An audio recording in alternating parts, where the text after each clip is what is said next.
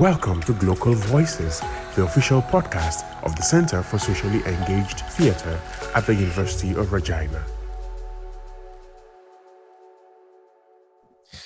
Hello and welcome to another episode on Glocal Voices. My name is Taiwo Afolabi from the Center for Socially Engaged Theatre. And this particular episode is part of the IDIERI 11 2025 that we have the on-site recording at the University of British Columbia, Vancouver in Canada. And also it's part of our series for this year for our Festival of Arts and Discourse. So special thanks to Theatre Emissary International and Mobile Research Lab for giving us right to access and license to be able to run the festival again this year. I want to thank Dr. Rachel Jacobs for being on this episode with me today, and she's going to be introducing herself shortly. Special shout out to my team at the center. Tara Eldred, our admin, that is kind of pulling all of us together, kind of helping us to be, in good schedule, in good space, and all of that. Thanks to Caleb, Adeshina, Gabriel Friday for their editing, technical support, and all of those stuff. And of course, thanks to Walter and Shola for their support while we're in Vancouver. With that, I want to pass it on to Dr. Rachel Jacobs to position and kind of introduce herself. So over to you. How are you today? How are you doing? I'm very well, Taiwo. How are you? It's so great to be here. I'm coming to you from Gadigal land in the Eora Nation, which is the unceded name for Sydney in Australia. And wherever we are on this continent, sovereignty was never ceded. It always was, always will be Aboriginal land. And it's so great to be here. Thank you for having me. Thank you so much. Do you want to speak more about your where you are, your university, the work you do, the little bit of kind of research that you do before I dive into your particularly around anti-racism? Before I dive into that, I just want to give context in terms of your research and the work that you do. I'd love to. I'm at Western Sydney University, and my particular campus is located on Darug land, and that is in the western suburbs of Sydney, which is one of the largest regions of Australia. And we kind of call it the real Sydney. So if you're around, please do come and visit us. Sometimes some of the most culturally and linguistically diverse communities in the world, and it's an exceptionally vibrant place. So in that institution, I'm in the School of Education and I lecture in dance, drama and music. So creative arts education is my wheelhouse. And my research areas are under this umbrella of creative justice. I do anti-racism work in schools, and I'm also work at decolonial ways of looking at arts education. And I get to work with some of the most exciting and inspiring artists, I think, in the world. I'm so lucky to be able to do what I do. I'd love to tell you a bit about that today. Absolutely. And so let's dive into it. Anti-racism education. What about that? What about that exciting? What are the key highlights you want to offer us in terms of your work around anti-racism and education and theater and the creative arts more broadly? I think a lot of the listeners will know that anti-racism education is an area that's both so critical at the moment, but is accelerating at real pace at the moment. And that's because of the demand and the appetite from the community to say we want to respond, but we want to respond in the right ways. We want to make sure that we're not going to perpetuate any more harm, that we want to make sure that what we're doing is located in research. And that's why some of our work has exploded. So my research takes place in a program called Deep Harmony, and Deep Harmony is an arts-based anti-racism program, and that's in schools in the jurisdiction I work, which is New South Wales. The point of difference of this, by the way, my respect to all anti-racism programs and everyone doing the work. I think they're all fantastic. This one has a particular approach because it is through dance and drama. I'm also a South Asian dancer, so Indian Bollywood dancing is my craft, and I try to make sure that that informs my work through locating our conception of anti-racism in the body, to make sure that we can both feel in our body what we need to be doing in order to create this better world, but also so we can dance through this work as a portal to be able to grow in our understanding of other people and other cultures and how we should be interrelating. So that's a little bit about what I do. It's a very exciting space to work in. I have a number of teaching artists who are all teachers of colour, who all have their own cultural art forms. So mine's Bollywood dancing. We have other people who are taiko drummers and Indonesian dancers and poets and musicians and things like that. So it's such a vibrant space to work. But as I'm sure you and our listeners are aware, it also comes with a range of burdens, which we're going to talk about today.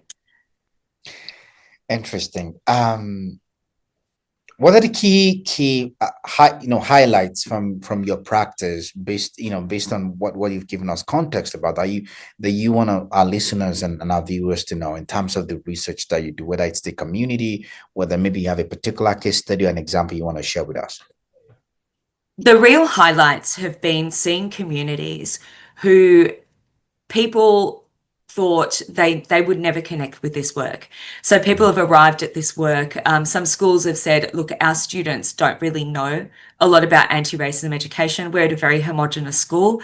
Or some people themselves have approached me, and this is at various ages because I work with adult communities as well, and said, look, I'm not really into this anti-racism education. It's not my thing. Yeah, someone made me come here or things like that. And I'm always like, okay, well, let's get started and we'll see how it goes. And for people to have an experience through drama and dance that they were not expecting. So some people have said, oh, I thought you were going to come here and lecture me about how it was all my fault. Or I thought I was going to feel really guilty at the end of it. And I didn't want to feel that. I didn't want to feel, that I was solely responsible for fixing it. I didn't want to feel exhausted and tired and things like that. So that's been really beautifully surprising. But with that, the people from racial minorities and the people of colour who have said, this was a space of healing for me because I was allowed to work through these issues using my body at the same time. And I was able to connect to the person next to me, regardless of their racial background, and see them grow in understanding while I was growing in my own understanding. And somehow we're growing together while we're dancing. That to me has been the most inspiring thing I've been part of. This is amazing. It's good to hear this kind of feedback because it really helps you to not necessarily approve her, obviously not. I mean, we want to be approved for sure, but it has a way of letting you know that you're making real impact in terms of people's outlook, perspectives and different things like that. I want to turn to the other side. I'll ask you two questions before my final question. One is around what are the challenges? There are so many challenges in this. It's a challenging space to work in. So I've just told you some, really great stories about people who've arrived with the work. Yeah. There is also some people who are really put off by this work, people who find it challenging. Very recently, I performed a piece at IDIERI, which was about the challenges of being an anti-racist patient. And one of those scenes depicted a scene that happened very recently where a teacher has walked out of the session and they're affronted by that work and things like that. I encounter a lot of complaints from everybody from the parent body of the school saying, I don't think my child should be taught awful things about racism. They're too young to understand, to push back from students, push back from teachers. And we have to remind ourselves in anti-racism education, if we're not getting that pushback, then we're not pushing hard enough. That means the work is meaningless because we're confronting the source of power. We're confronting structures of power, and that confronts everyone. And so I have to also be challenging in the way that I seek feedback and how I evaluate the program to make sure it's not shrouded in white comfort. We know from research that we can't be asking people, did you enjoy the session? And I want people to enjoy the session. I want people to want to be there, but by nature, this work has to be uncomfortable. So we can't be asking questions like, did you like it? How did you feel at the end? And things like that to make sure that we're tailoring our work to white comfort. We have to confront the difficult reality of anti-racism education, which is that we're all going to be uncomfortable and the work is never finished. It's lifelong work. So the challenges are numerous, but I think everybody understands that the rewards are, it is more rewarding if you do the challenging work. It's more rewarding if you do the challenging work. I think one of the ways that you're sort of walking through all of this, and I mean, again, there are many ways in which you're addressing the challenges, is in how you are performing your research. Do you want to speak to that, how you're performing and using the body? You know, whether it's a dance, I saw the performance that you presented at the IDIERI, how you're performing your research. Do you want to speak to that a little bit? I love disseminating my research in creative ways that people are able to find some resonance with. And I do all the other things as well, write the papers and the book chapters and the reports as we must. We have to. And I've got to answer to my academic community as well and seek their feedback and undergo peer review. But a different way to be peer reviewed is to perform your research to a live audience, and that the feedback is immediate. Whether it's a laugh, whether it's a clap, whether it's somebody walking out of the theatre, you see it and you feel it. And you realize what is finding resonance with the broader community. So the data I synthesize and analyze into a script. And so that would be a script that can be read in a group of people. It could be performed in a theatre. I have the immense privilege of performing one of the scripts at the IDIERI conference with a group of actors. And as a performance, the audience will respond to it however they will. I love this medium because a lot of the time I didn't realize the script I was writing was a comedy, and I'm watching people laugh the whole way through it. And I'm talking not laugh at it. They're laughing in, you know, some kind of genuine engagement in saying, I see that happening in my own life. Or some people see, I now see the farcical nature of how people are challenged by anti-racism education. Some people are laughing because they've been there themselves, you know. So I didn't realize I was writing comedies here. And when I'm watching the audience find so much resonance through that, we are able to have conversations about things that I can't say out loud. So very recently I performed the piece, and somebody came up to me afterwards and said, if you had stood there and said, our field is very white and dominated by Western discourse, everyone would have been really affronted. And they said, but when you did it through performance, everyone's suddenly laughing along with you and thinking, yeah, we all have work to do. So you're able to reach people in these new and exciting ways, as well as it's a very exciting way for me to present my own research, because I'm a Bollywood dancer, Taiwo. We always finish with dancing. That is the core of Bollywood dancing, is suddenly we feel the urge to move together. And so we're all going to stand up, or wherever you're able to, is participate in some movement, because we know from a Bollywood movie, that is how we tell our stories, is we get together and we do a big Bollywood number in order to make sure that we solidify our understanding of the narrative journey that we're on. Amazing. My final question here, I can sit down with you, Hodi, and just, you know, talk through things, because your work is so fascinating, and I do respect the work that you do over there. How has this work changed you? How has it transformed you? That's such a good question, and I really love that you asked this question. This work has changed me in so many ways, and I definitely think for the better. I have developed a deep understanding of humans' reactions to challenge. The innate human impulse to say, not me, I can't be part of this. But then I've also, with that, developed an understanding of how using the body can help us confront that. And I've observed when we work through drama strategies, and when we work through dancing, and when we're dancing together, that at the end of that, people are more open to saying, okay, I believe we all have some work to do, and I have some work to do as well. There is a softening that occurs, and I've seen it with my own eyes. And so that's how the research has changed me, is that I think when I started doing this work, I was quite young.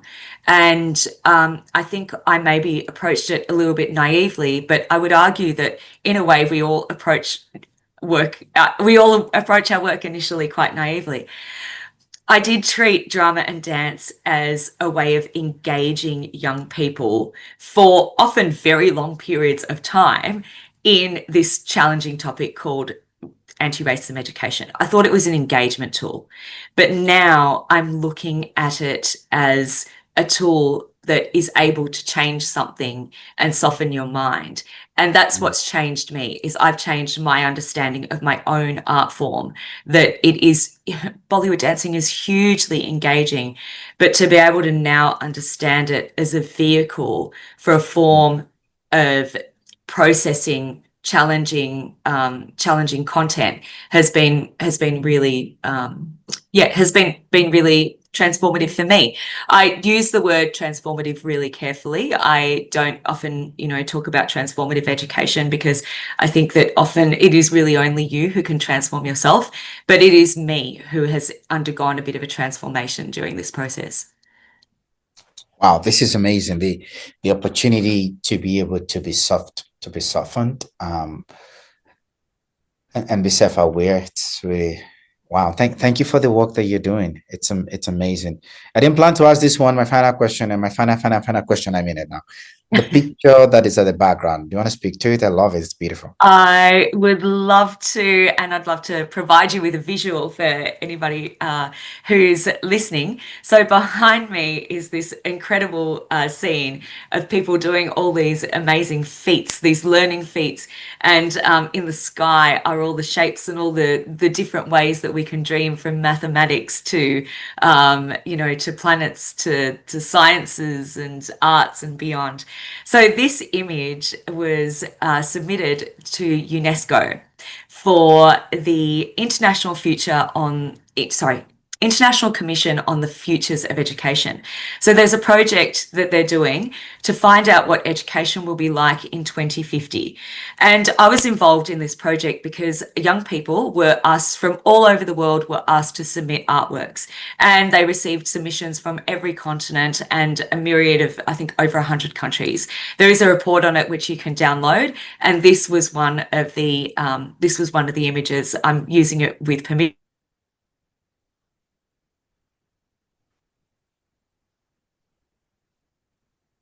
Oh, okay. This might be a network here. But Dr. So that we can see this beautiful world behind us. But it is an incredibly inspiring image, I think. Yeah, I would tell you, I think we lost you when you said permission. I think that was what you were going to say. I think that's where we lost you. So you're saying you are using with permission, is that it? This image, yes. This image is used. Okay. Yeah. This image is used with permission, and it is an image of what this young person believes that education will look like in 2050. From where I'm sitting at the moment, I'm really hoping that we do get to 2050 to see this beautiful vision of what this young person has imagined. But there were just such incredible images of what education's going to look like in 2050. Go and have a look at the report, and you can see what some young people did. Amazing. This is good. Well, it's been a great opportunity and privilege to talk to you, Dr. Rachel Jacobs. Thank you for the amazing work that you're doing, because it's a lot of work. It takes all of you emotionally, psychologically, and in every other ways to really engage with this kind of work in anti-racism education. So thank you, and really shout out to all the teachers and students and communities and funders that are really supporting and really invested in this kind of work. Thank you for recognizing that, Taiwo, because it really is that undertaking, and it takes a village, doesn't it? Thanks for having me. It does. Well, this comes to the end of Glocal Voices, this particular episode. And thank you so much for joining us. The Festival of Art and Discourse is happening September 25 to 27, 2025, both online and in person at here at the University of Regina, in person, and of course online. Please, you can go to the website, thefoad.com to know more, to learn more about it, and of course to the Center for Social Engaged Theatre website to learn more about it. Well, thank you so much. This is Taiwo Afolabi signing out, and looking forward to seeing you in the next episode. You have been listening to Glocal Voices, the official podcast of the Center for Socially Engaged Theatre at the University of Regina. For more details about the center, visit www.cset.ca.